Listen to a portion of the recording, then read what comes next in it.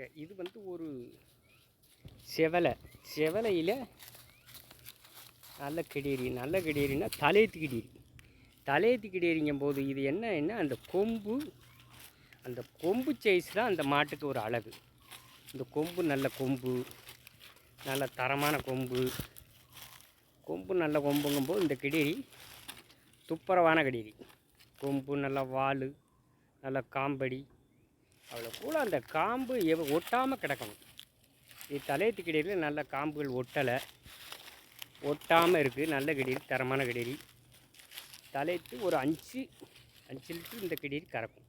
5 litre கறந்தாலும் நல்ல கிடேரி, தரமான கிடேரி. நல்ல மாடு.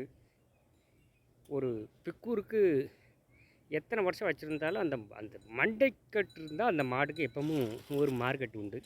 இது நல்ல தலைச்செட்டு, தரமான மாடு, நல்ல பொருள். இந்த வீடியோ பிடிச்சா ஒரு லைக் பண்ணுங்கள்.